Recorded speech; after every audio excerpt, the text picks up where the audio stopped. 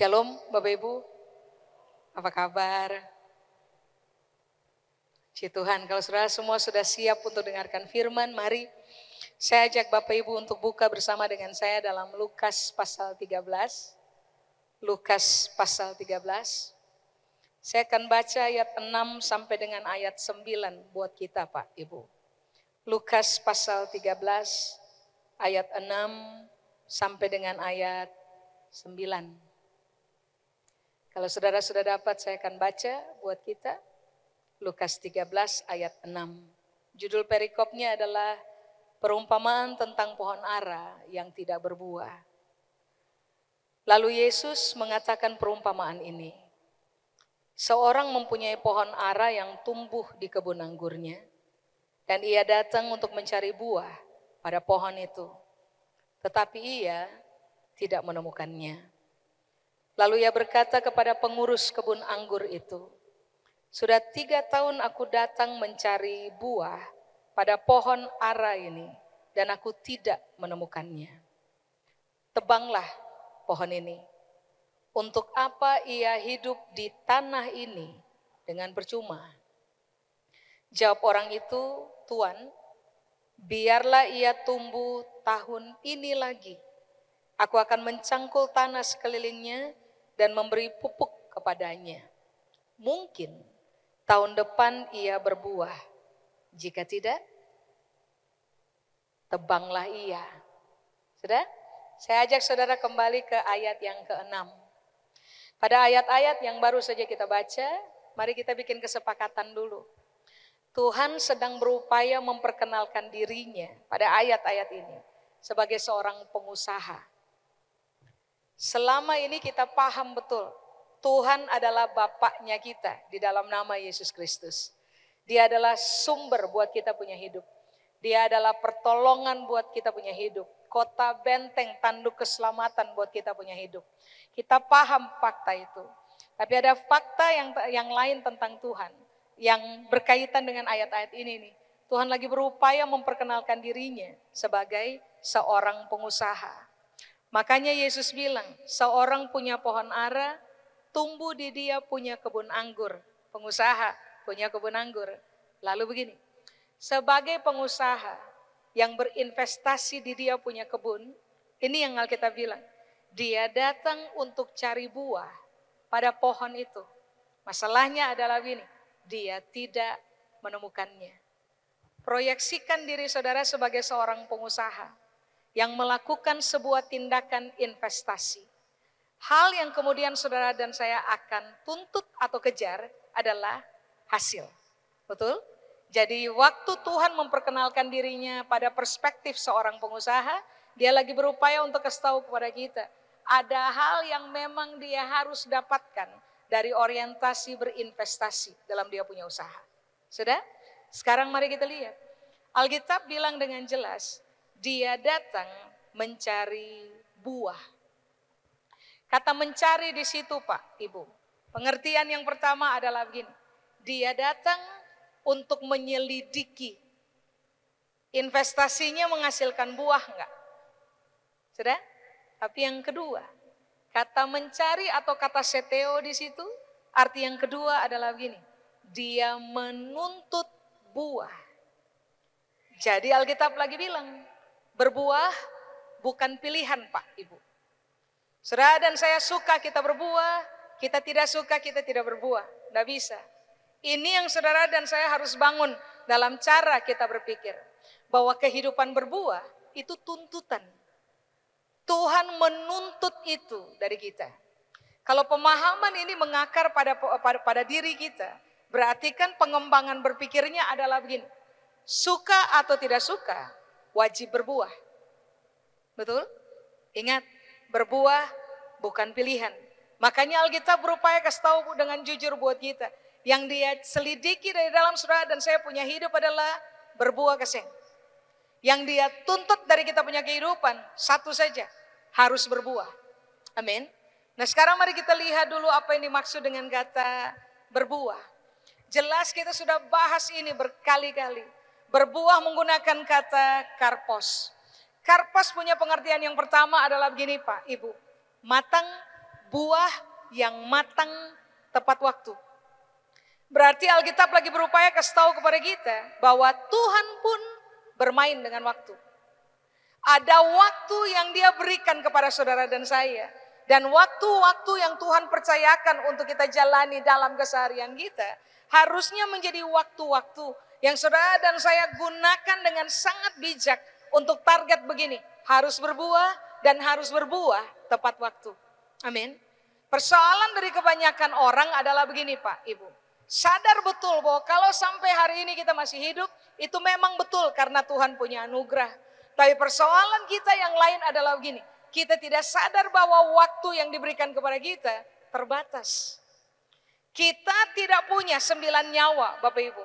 Kita cuma punya 1 nyawa. Saudara dan saya tidak bisa berandai-andai bahwa waktunya kita masih panjang. Lalu kita terfokus kepada persoalan begini. Hidup suka-suka, hidup seenaknya, dan bertahan seterusnya dalam permainan kekanak-kanakan. Alkitab dengan jelas bilang bahwa yang Tuhan selidiki dari kita adalah buah, yang Dia tuntut dari kita adalah buah, dengan pengertian yang lain adalah bahwa begini, yang Dia selidiki dari kita adalah berdasarkan waktu yang sedang dipercayakan kepada kita, sudah matang tepat waktu kah belum? Yang Dia tuntut dari kita hari ini berdasarkan waktu yang Tuhan percayakan kepada saudara dan saya, sudah matang tepat waktu atau belum? Makanya penulis kitab Ibrani jelas, dia buat sebuah tulisan yang kira-kira bunyinya begini. Ditinjau dari sudut waktu, seharusnya kamu sudah mengajar. Tapi sampai dengan hari ini, kamu masih juga harus diajar mengenai asas-asas pokok penyataan Allah. Dengan kata lain penulis kitab Ibrani bilang ini, kalau ditinjau dari sudut waktu, harusnya sudah sangat matang untuk kemudian berada pada posisi yang mengajar. Tapi persoalannya, ditinjau dari sudut waktu hari ini, masih juga ada banyak orang yang perlu diajar, bahkan yang perlu diajar mengenai hal-hal dasar dalam kehidupan Kristen. Pertanyaannya adalah, kita sudah ikut Yesus berapa lama Pak, Ibu? Masa persoalan-persoalan dasar masih juga harus diajar kepada kita? Kita sudah ikut Yesus berapa lama? Maka masa persoalan-persoalan yang seharusnya kita sudah selesai di area itu, kepada kita masih diajar juga. Hal yang saudara dan saya perlu mulai bangun dalam kita punya cara berpikir adalah bahwa begini, kita tidak bisa buang waktu. Kita tidak bisa lepaskan waktu tanpa makna. Saudara dan saya harus menggunakan waktu yang Tuhan percayakan kepada kita untuk target begini. Memenuhi Tuhan punya tuntutan. Tuntutan Tuhan adalah berbuahlah tepat waktu. Sekarang proyeksi berpikir yang perlu kita kembangkan adalah sampai dengan hari ini terbanyak. Permainannya adalah permainan kematangan atau kedewasaan, atau permainannya adalah permainan kekanak-kanakan yang begini, yang kita masih merasa aman di area itu. Ingat, berbuah bukan pilihan, berbuah tuntutan. You like it or not, saudara dan saya harus memenuhi ini tuntutan. Amin. Coba-coba, masih gampang tersinggung enggak? Masih gampang marah dan simpan itu kemarahan untuk target 7 turunan ke depan enggak? Masih menjadi orang yang bermasalah tentang persoalan pengampunan enggak? Masih menjadi orang-orang yang susah sekali menerima orang tanpa syarat, menghargai orang dan menghormati orang, memberikan peluang dan penerimaan kepada orang lain. Masih susah di area itu enggak? Kalau kita masih susah bermain di area itu, berarti begini, kita belum memanfaatkan waktu hidup yang Tuhan percayakan kepada kita untuk beranjak ke arah kematangan atau menjadi dewasa. Tuhan tidak menebus saudara dan saya supaya pada akhirnya kita bertahan dalam kekanak-kanakan. Tuhan menebus kita supaya pada akhirnya saudara dan saya, dulu memang kita kekanak-kanakan. Cara berpikir sangat tidak masuk akal. Pendekatan kita kepada human being, kepada manusia sangat tidak masuk akal. Tapi sejalan dengan proses pembelajarannya kita, bagaimana Tuhan mendidik kita dari firman, bagaimana Tuhan mendidik kita dari perjalanan kehidupan, harusnya pada titik yang ini, saudara dan saya harusnya dikenal sebagai orang yang matang tepat waktu. Coba pertimbangkan. Pengertian yang kedua dari kata karpos atau berbuah adalah begini. menghasilkan, kemampuan untuk menghasilkan keteladanan. Mau uji sudah hasilkan keteladanan atau belum? Cek orang yang hidup sama-sama dengan saudara dan saya. Sebab orang luar akan selalu lihat kita baik. Orang dalam belum tentu lihat kita baik. Orang luar akan selalu berpikir kita kaya dengan keteladanan. Orang dalam belum tentu menemukan keteladanan dalam hidupnya kita. Pada fakta ayat-ayat yang baru saja kita baca, ini yang Alkitab berupaya kasih tahu kepada kita. Ingat ini baik, keteladanan bukan pilihan, keteladanan tuntutan. Menyukainya atau tidak, saudara dan saya harus kejar fakta, penuhi Tuhan punya tuntutan. Sebab jelas, seorang pengusaha yang berinvestasi, lalu kemudian dia menemukan bahwa benih investasinya tidak memberikan hasil seperti yang dia mau, maka ada yang disebut dengan konsekuensi yang diberlakukan, penalti yang diberlakukan. Nah, Alkitab bilang begini, nggak bisa berbuat tuntutan. Kamu harus matang tepat waktu, tapi kamu pun harus menghasilkan keteladanan dalam kehidupan. Sesekali duduklah dengan orang-orang yang dekat dengan saudara, yang bahkan tahu bagaimana saudara punya cara bernapas tiap-tiap hari. Coba tanya sama mereka, what do you think about me? Menurut kamu, saya bagaimana? Karena orang di dekat kita yang paling jujur untuk memberikan pandangan-pandangan mereka, cara mereka melihat kepada kita. Jangan tanya orang luar pendapat mereka tentang kita. Tanya orang dalam pendapat mereka tentang kita bagaimana. Tanya suami, tanya istri, tanya orang tua, tanya anak. Tanya orang-orang dengan siapa saudara berinteraksi dalam keseharian. Menurut kamu, saya telah menghasilkan keteladanan dalam hidup enggak? Kenapa kita perlu bermain di fakta ini Pak, Ibu? So tadi saya sudah bilang, Alkitab bilang, berbuah menjadi teladan adalah tuntutan. Bukan tuntutan manusia, Tuhan punya tuntutan. Bagaimana Pak, Ibu? Tapi garis bawahi, kalau mau tanya orang dekat, tanya waktu mereka sadar. Jangan tanya waktu mereka tidak sadar atau dalam keadaan mabok.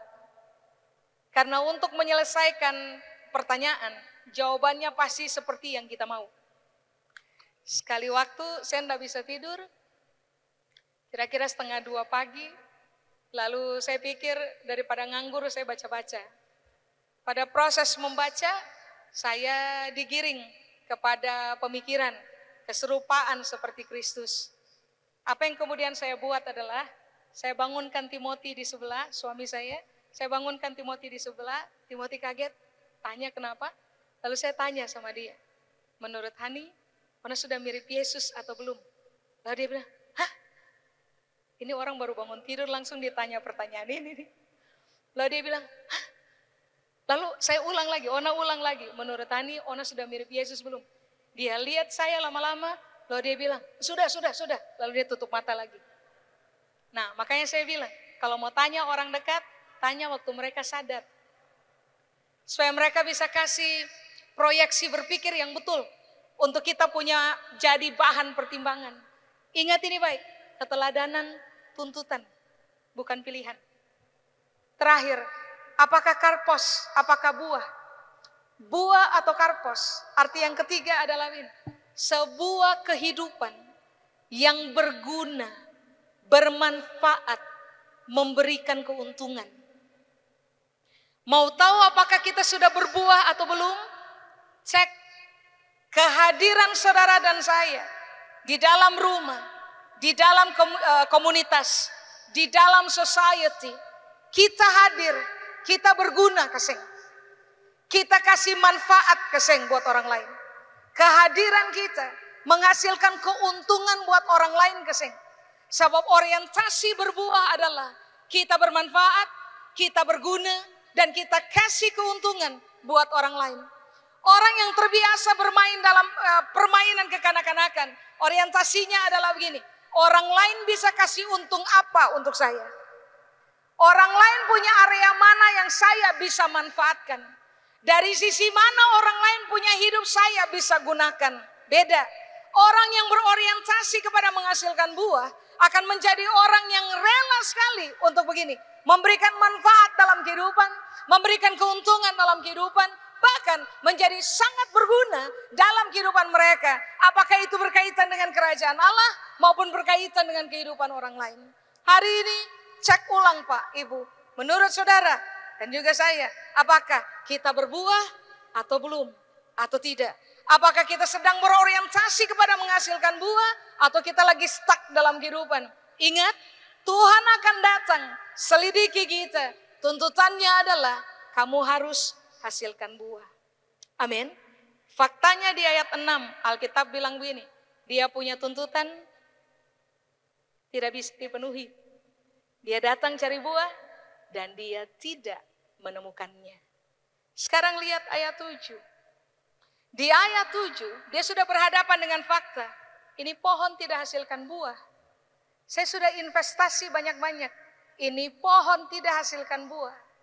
Lalu ini yang dia bilang kepada pengurus kebun anggur. Sudah 3 tahun saya datang menyelidiki buah ada keseng. Sudah 3 tahun saya menuntut ini pohon hasilkan buah. Faktanya akan seng berbuah. Lalu dia bilang begini, aku tidak menemukannya. Fakta berikutnya, pemilik kebun anggur bilang begini, tebang aja pohonnya.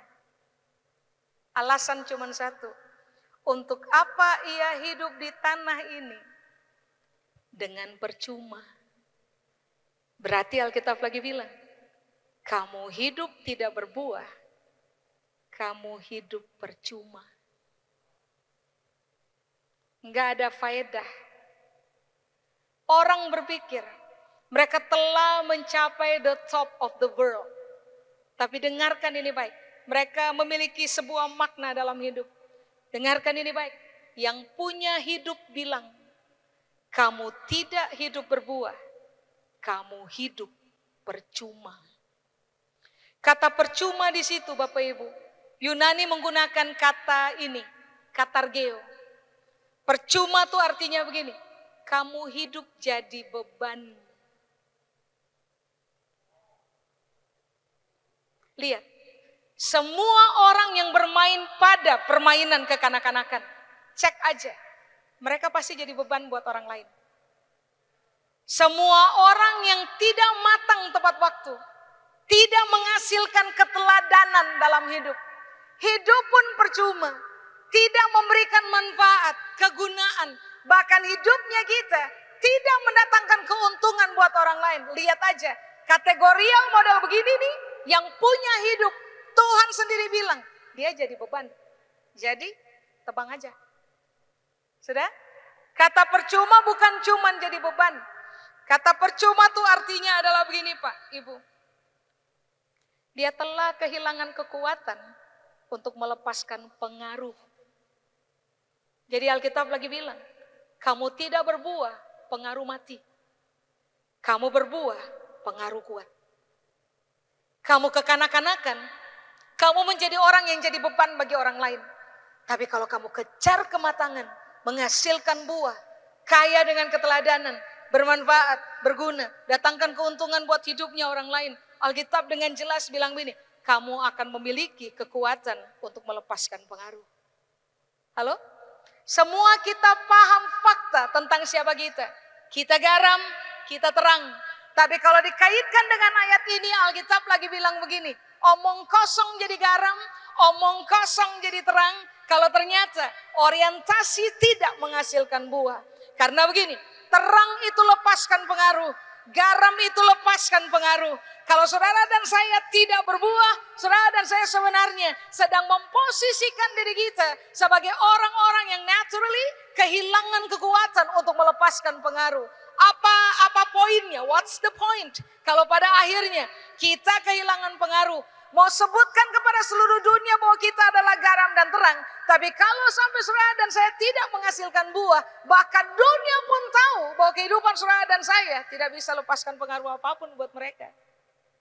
Makanya ini yang pemilik kebun anggur bilang begini, dia telah menjadi beban di tanah ini. Dia telah menjadi orang yang kehilangan kekuatan untuk melepaskan pengaruh. Makanya dia bilang begini, ya udah, tebang aja. Halo? Apakah kata percuma, Pak, Ibu? Kata percuma itu artinya adalah begini. Dia gagal hidup. Gagal hidup. Saudara mau jadi orang besar bagaimana saja. Saudara mau duduk di kursi-kursi tinggi dunia. Saudara mau menjadi orang yang kalau sebut saudara punya nama saja orang langsung berkata ini orang hebat nih, ini orang berhasil nih. Tapi saudara harus paham, yang punya hidup punya penilaian beda. Yang punya hidup punya penilaian begini. Kalau saya berbuah, saya gagal hidup. Kamu tidak berbuah, kamu gagal hidup. Terserah, saudara punya nama sebesar apa, pencapaian saudara sehebat apa, posisi setinggi apa, tapi kalau tidak menghasilkan buah, yang punya hidup bilang, saya gagal. Coba pertimbangkan ulang. Ini makanya kenapa tadi Alkitab bilang, dia selidiki dan dia tuntut. Sudah? Apakah percuma? Yang terakhir, percuma itu artinya adalah begini. Tidak efisien. Hidupnya enggak efisien. Berarti Alkitab lagi bilang, kehidupan yang efisien adalah kehidupan menghasilkan buah. Apa tadi? Dewasa, tinggalkan kekanak-kanakannya. Jadilah teladan, jadilah orang yang berguna bagi orang lain, bermanfaat bagi orang lain, kasih untung buat orang lain punya hidup. Itu kehidupan yang sangat efisien.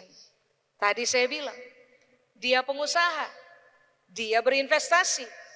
Investasi tidak berhasil. Apakah dia punya hak untuk memperlakukan penalti? Punya hak. Apakah dia punya hak untuk cabut investasi? Punya hak. Kalau saudara baca ayat 7, garis bawahi. Tuhan sebagai seorang pengusaha. Kalau saudara baca ayat 7 kan Alkitab bilang gini, sudah 3 tahun saya cari buah dia tidak berbuah, tebang aja. Jangan baca ayat ini dengan membangun persepsi Tuhan jahat. Kenapa tidak kasih waktu lagi? Kenapa cuma dalam kurun waktu 3 tahun dan waktu dia tidak menemukan buah, dia langsung putuskan tebang aja itu pohon. Nah ini yang saudara dan saya harus menggarisbawahinya. Pada ayat 7, Tuhan tidak sedang berlaku sebagai pribadi yang jahat. Pada ayat 7, dia sedang berlaku sebagai pribadi yang berdaulat. Dia enggak jahat, dia berdaulat. Dia yang punya hidup. Dia kasih kesempatan buat kita. Targetnya sederhana saja, hasilkan buah dalam kehidupan. Banyak hal kita bisa minta Tuhan kerjakan kepada kita. Sometimes Tuhan akan memutuskan untuk kerjakan hal-hal yang beyond kita punya kehidupan. Ada hal-hal yang kadang-kadang Tuhan ganti cara pendekatan untuk mendekati kita. Kita bisa minta Tuhan atau bahkan bernegosiasi dengan Tuhan untuk hal-hal tertentu. Tapi ingat ini baik, ada satu hal yang tidak bisa diganggu-gugat berkaitan dengan Tuhan. Dia punya kedaulatan. Kalau dia sudah bilang tebang, artinya tebang. Tidak ada yang bisa batalkan dia punya keputusan untuk tebang. Makanya ayat 7 Alkitab berupaya kasih tahu buat kita bahwa dia bukan cuma pengusaha. Dia pengusaha yang punya kedaulatan. Terhadap hal ini, saudara dan saya harusnya menjadi orang-orang percaya yang sangat gentar berhadapan dengan Tuhan. Sebab dia bisa bikin apa aja dalam dia punya kedaulatan berkaitan dengan kita punya kehidupan. Jadi dengarkan ini baik. Gentarlah. Sebab faktanya adalah ini yang Alkitab bilang, tebang aja dianya. Kalau di ayat 7 tertulis sudah 3 tahun. Tidak mungkin Tuhan berlakukan 3 tahun buat kita. Semua orang butuh waktu berproses untuk kemudian berubah one day at a time. Kita bukan robot yang sekali pencet langsung berubah, enggak. Tuhan pun paham kita butuh waktu untuk mengejar perubahan. Kalau Alkitab bilang sudah 3 tahun Tuhan kasih kesempatan buat kita. Sekarang coba pertimbangkan ini. Menurut saudara, Tuhan sudah kasih berapa tahun buat kita? Berapa tahun lagi Tuhan akan kasih peluang untuk saudara dan saya berbuah? Kita tidak pernah tahu, Yakobus bilang begini, kenapa sampai kamu sombong, bahkan hari esok pun kamu tidak tahu what's going on. Apa yang akan terjadi, jangan sombong. Kita bahkan tidak tahu apa yang akan terjadi hari besok. Jadi dengan kata lain, selama masih saudara dan saya dipercayakan oleh Tuhan, waktu, hari ini, maka putuskanlah hari ini untuk apa? Penuhi Tuhan punya tuntutan buat hidupnya kita, yaitu begini aja, hasilkan buah, tinggalkan kekanak-kanakan, fokus kejar kedewasaan, bangun keteladanan dalam hidup, mulai berpikir untuk hidup berguna bagi orang lain, bermanfaat bagi orang lain, lalu kasih keuntungan buat orang lain. Sebab jangan-jangan kita punya jatah, tinggal 1 jam, tinggal 2 jam, tinggal 1 tahun, tinggal 10 tahun, nobody knows. Nggak ada yang tahu. Kalau Alkitab bilang ini sudah 3 tahun, persoalannya adalah kita bahkan nggak tahu kapan waktu yang Tuhan sedang siapkan buat kita. Dan at the endnya waktu itu kita bahkan nggak tahu. Makanya Alkitab bilang ini, sudah dikasih waktu, manfaatin. Jangan buang waktu percuma. Kalau buang waktu percuma, kamu akan berhadapan dengan Tuhan punya kedaulatan. Dan kalau Tuhan sudah menyatakan dia punya kedaulatan, selesai kitanya. Kitanya selesai. Mari kita jelaskan Bapak Ibu, kata tebanglah di situ. Supaya saudara jangan main-main dengan kehidupan tidak berbuah. Katong harus mulai serius dalam waktu yang sedang Tuhan percayakan hari ini. Berbuahlah. Kata tebang di situ bahasa Yunani menggunakan kata ekopto. Ekopto itu artinya adalah begini. Menurut beta berat. Ekopto itu artinya adalah begini. Keluarkan dia dari komunitas ilahi. Kasih keluar dia. Desa yang ada manfaat hidup. Desa yang berguna. Kasih keluar dia dari komunitas ilahi. Mau lari ke mana? Mau bertahan hidup bagaimana? Sedangkan Tuhan adalah sumber buat ketong. Kalau sampai ketong sudah diusir keluar dari komunitas ilahi, ketong cilaka ale. Ketong cilaka. Masih ingat siapa yang pernah mengalami konteks tebanglah? Lucifer. Diusir keluar dari komunitas ilahi. Kejatuhannya menjadi sangat hebat. Sehingga tidak ada peluang bagi dia untuk bangun lagi. Nah itu kan mengerikan. Keilahian yang Tuhan lepaskan dalam kehidupan kita lah. Yang membuat saudara dan saya menjadi tambah lama, tambah berkualitas. Tambah lama, tambah menjadi matang. Tambah lama, menjadi semakin teruji dalam pergesekan tiap-tiap hari. Keilahian yang Tuhan lepaskan kepada kita. Komunitas ilahi yang Tuhan bangun bersama-sama dengan kita. Dalam perjalanan hidup kita tiap-tiap hari. Yang membuat saudara dan saya menjadi orang-orang yang semakin berguna dalam hidup. Semakin hebat dalam hidup. Semakin kuat pengaruhnya dalam hidup. Bayangkan kalau tiba-tiba kita diusir keluar dari Tuhan punya komunitas. Tuhan dari sejak awal memperkenalkan dirinya sebagai Immanuel. Tuhan yang menyertai umatnya. Masih ingat sekali waktu Tuhan bilang sama Musa, jadi gini Mus, jalanlah lebih dulu, nanti saya nyusul. Masih ingat Musa bilang apa? If your present doesn't go with us, kalau engkau tidak berjalan dengan kami, jangan harap kami mau jalan sendiri. Kenapa statement itu Musa keluarkan? Sebab Musa paham betul, keluar dari komunitas ilahi, selesai. Selesai. Perjalanan selesai. Kisah selesai. Rencana selesai. Semua selesai. Makanya tadi beta bilang, ini ayat 7 bukan bermaksud untuk kasih tahu bergetong bahwa Tuhan jahat. Seng. Antua lagi berupaya kasih tahu bergetong bahwa Antua punya kedaulatan. Tidak bisa diganggu gugat. Kalau selama dikasih buat katong kesempatan untuk gunakan saja, hasilkan buah. Dan ternyata katong hidup suka-suka. Ada momen di mana kalau diusir keluar dari komunitas ilahi, kalau cerita hidup selesai, jangan marah kan. Ekopto, tebanglah. Arti yang lain adalah ini. potong aja dia punya jatah hidup. Potong jatah hidup. Ini yang beta bilang. Dia lagi bicara sebagai pribadi yang berdaulat. Bahwa berbuah itu beta pun tuntutan. Di dalam kedaulatan, beta yang punya alih pun hidup. Kalau beta suruh potong waktu hidup, maka waktu hidup tak potong toh? Kenapa coba? Dia punya kedaulatan.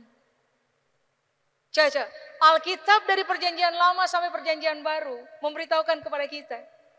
Tuhan itu merancang umur panjang. Betul? Tuhan itu merancang umur penuh. Cuman pada kasus tidak berbuah, dengan nyata dia bilang, potong aja jatah hidup. Nah itu mengerikan. Ini yang beta tadi bilang Pak Ibu. Ada konsekuensi dari tidak berbuah dan konsekuensi itu fatal. Ada penalti yang diperlakukan buat kita kalau kita tidak berbuah. Dan penalti itu fatal for ketumpung hidup. Jadi coba jambar main dengan waktu hidup. Terakhir, apakah tebanglah? Tebanglah itu artinya adalah kamu akan berkabung dan meratap sampai pada kekekalan. Berkabung dan meratap sampai kepada kekekalan. Pengkhotbah pasal 3 ajar kita bahwa hidup ini ada musim. Setelah menangis orang tertawa. Setelah meratap orang menari. Setelah mendapatkan orang melepaskan. Hidup ini adalah musim. Tapi khusus dalam persoalan berbuah, ini yang Tuhan bilang. Kalau memang kamu tidak berbuah, tidak ada yang disebut dengan musim. Bahwa setelah kamu meratap, kamu akan menari. Ini yang Tuhan bilang. Saya yang berbuah, saya akan berkabung. Meratap sampai kepada kekekalan. Masih ingat waktu Alkitab mengajar tentang neraka, Alkitab bilang gini, di sana hanya ada apa? Ratap tangis dan kertak gigi. Saudara lihat, konsekuensi tidak berbuah fatal. Makanya kenapa dengan jujur Alkitab bilang, ini tuntutan. Ini bukan penawaran, ini tuntutan. Makanya memang semua orang percaya, mau laki-laki kah perempuan, mau baru percaya Yesus kah, selama ikut Yesus harus tahu fakta ini. Dia sebagai raja punya kedaulatan, punya tuntutan. Kalau tuntutannya tidak terpenuhi, jangan kaget, jangan marah. Kalau ternyata katon ditebang, selesai. Bagaimana Pak Ibu? Pertimbangkan. Berbuah bukan pilihan, ini tuntutan Ale. Coba lihat ayat 8. Jawab orang itu, pengelola. Tuan, biarkanlah ia tumbuh tahun ini lagi. Saya akan cangkul tanah sekelilingnya, kasih pupuk. Mungkin tahun depan ia berbuah.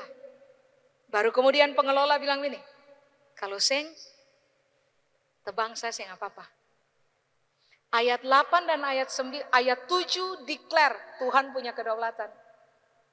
Tapi saudara dan saya perlu respect kepada pribadi yang satu ini.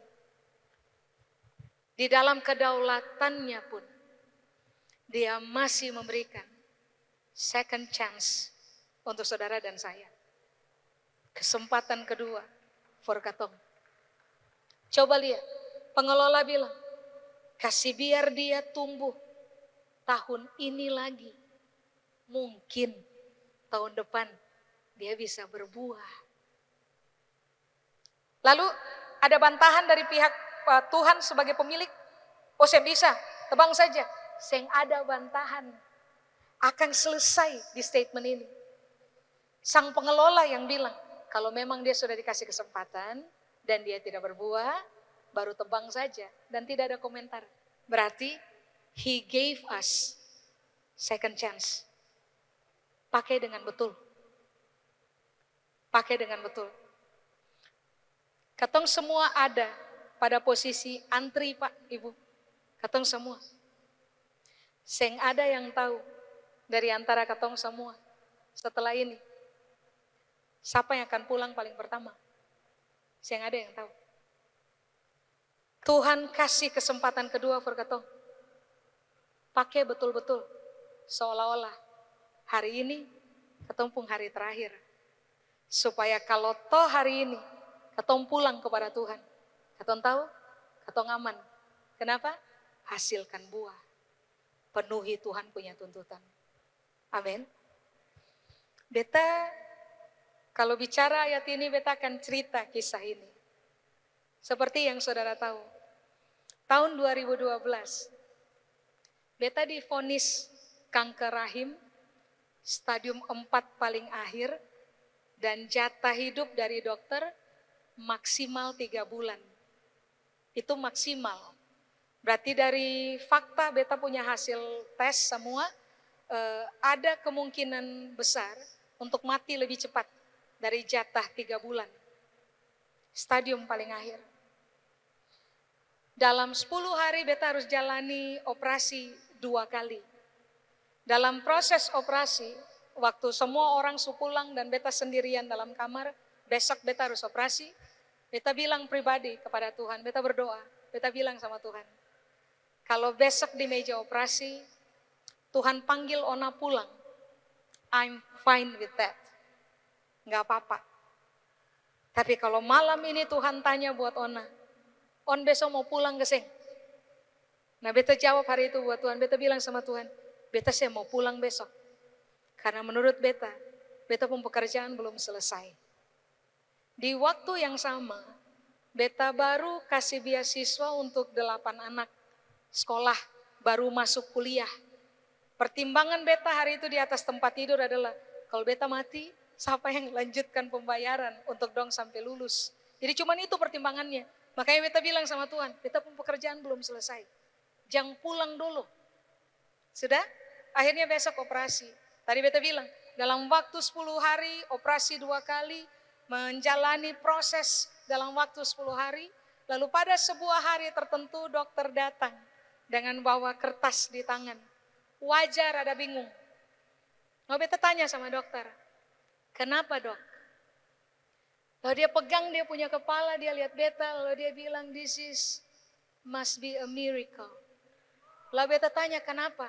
Dia bilang begini, zero cancer. Kamu kankernya udah 0. Total sembuh. Sama sekali, dari stadium 4 paling akhir, jadi zero cancer in 10 days. Dan beta punya jatah hidup sampai tahun ini nih Bu, Pak, tahun ke-13. Katong yang pernah tahu, ada tahun ke-14 kaseng, 15 kaseng, 16 kaseng. Tapi start dari dokter itu bilang, this is must be a miracle for you. Beta langsung, at the same time, beta pun otak langsung bilang, second chance. Kamu dapat kesempatan kedua hidup. Dalam kesempatan kedua, mainkan dengan betul. Sebab kita tidak pernah tahu kapan kita selesai. Mainkan dengan betul. Kalau hari ini saudara datang di sini dan dengarkan ini firman, wallahu alam, jangan-jangan Tuhan lagi kasih tahu, saya dapat second chance.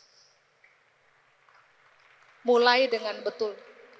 Supaya kalau toh katong pulang, berhadapan dengan Tuhan, katong tahu, katong aman, buah sudah di tangan. Amin. Sekarang coba saudara buka dan beta Roma pasal 7. Roma pasal 7 ayat 5. Semua orang berpotensi menghasilkan buah, iya. Semua orang berpotensi menghasilkan buah. Tapi mari katong lihat dulu, apa yang Alkitab ajar for katong. Roma pasal 7 ayat 5. Nah, Alkitab bilang begini, sebab waktu kita masih hidup di dalam daging, hawa nafsu dosa yang dirangsang oleh hukum Taurat bekerja dalam anggota-anggota tubuh kita agar kita berbuah bagi maut. Semua orang punya potensi berbuah, iya. Tapi ini yang saudara harus paham. Potensi yang pertama, kita berbuah untuk Tuhan. Tapi kalau sampai saudara dan saya tidak berbuah untuk Tuhan, Maka fakta berikutnya adalah kita juga akan berbuah. Tapi kita akan berbuah bagi maut.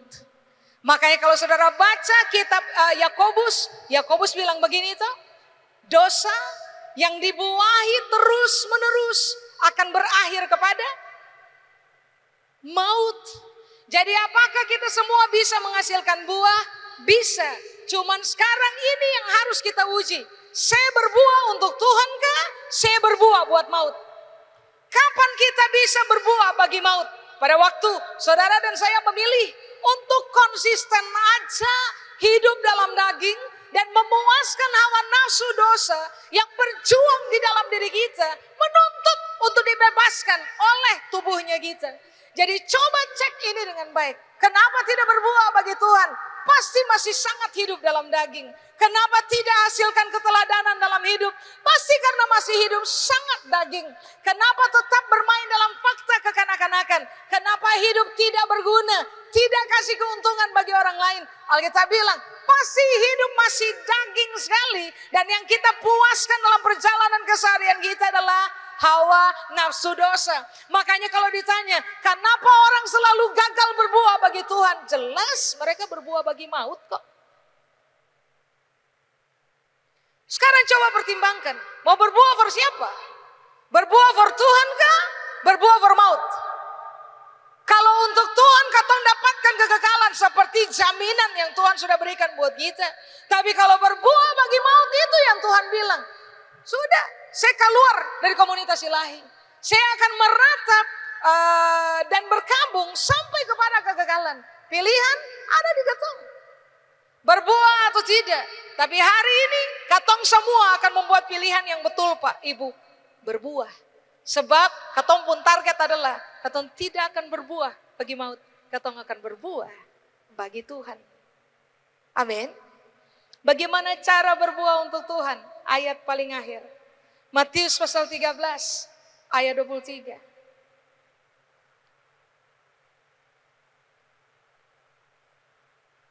Maut itu Thanatos.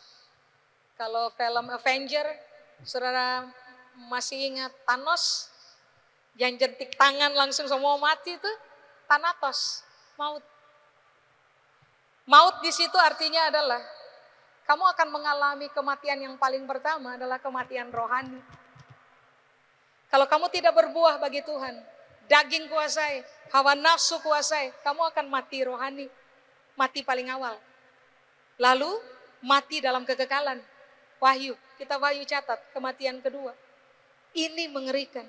Sekarang bagaimana cara supaya katong bisa berbuah bagi Tuhan dan bukan berbuah bagi maut? Matius 13 ayat 23. Alkitab bilang begini. Matius 13 ayat 23. Yang ditaburkan di tanah yang baik. Siapa tanah yang baik? Katong Pak, Ibu. Katong tanah yang baik. Yang ditaburkan di tanah yang baik ialah orang yang mendengar firman itu dan mengerti. Karena itu ia berbuah. Berapa banyak? 100 kali lipat, 60 kali lipat, 30 kali lipat. Jadi katong semua punya potensi berbuah. Cuma sekarang pilih, berbuah bagi maut atau berbuah bagi Tuhan. Kalau mau berbuah bagi Tuhan, ini saja yang Alkitab bilang. Tuhan sudah tabur benih dari ribuan tahun yang lalu. Dia tabur terus sampai pada katong zaman. Dalam katong punya proses iring Yesus sampai hari ini. Tuhan sudah tabur benih paling banyak Bapak Ibu. Paling banyak. Lalu Alkitab bilang ini. Benih yang ditabur di katong. Tanah yang baik ini. Alkitab bilang ini. Orang yang mendengarkan firman Allah dan mengerti. Mendengarkan, beta sering bilang kepada saudara, aku itu artinya listen and understand. You need to listen and understand. Kamu harus dengarkan sungguh-sungguh supaya kamu paham firman yang disampaikan kepada kamu. Tapi Tuhan juga bilang ini, bukan sekedar dengar, tapi mengerti. Siniemi artinya adalah begini, paham dan hasilkan tindakan saleh. Dengar, paham, langkah berikutnya, hasilkan tindakan saleh. Semua tindakan saleh yang keluar dari dalam ketumpung hidup Pak, Ibu, punya potensi berlipat ganda. 100 kali lipat, 60 kali lipat, 30 kali lipat. Yang berbuah di sini dan mengalami pelipat gandaan bukan uang, tapi buah. Bukan materi, tapi keteladanan. Bukan harta benda, tapi kematangan. Bukan juga hal-hal yang sangat duniawi, tetapi begini, kemampuan untuk hidup berguna, bermanfaat, lalu memberikan keuntungan buat orang lain. Saudara dan saya harus memilih. Waktu firman Allah ditaburkan, jangan dengar sambil lalu. Dengarkan sungguh-sungguh, harus paham. Pemahaman akan selalu menghasilkan tindakan-tindakan saleh dari dalam kehidupan kita. Kumpulkan aja tindakan salehnya. Nanti saudara dan saya akan lihat bahwa ternyata tingkat kematangan kita berlipat ganda. Tingkat keteladanan kita berlipat ganda. Tingkat kita bermanfaat bagi orang lain berlipat ganda. Kemampuan kita kasih keuntungan bagi orang lain punya hidup berlipat ganda. Dan bukankah itu adalah berita bahwa saudara dan saya tidak sedang berbuah bagi maut, tapi sedang berbuah bagi Tuhan. Sudah, beta selesai. Kita undang saudara bangkit berdiri. Pulang dan pikirkan ulang, Pak, Ibu. Pulang pikirkan ulang. Lagi bermain apa? Posisi di mana nih? Anak-anak dewasa, hasilkan keteladanan atau tumpul. Hidup berguna atau hidup jadi beban buat orang lain. Coba pertimbangkan, uji ulang. Amin. Mari kita datang kepada Tuhan.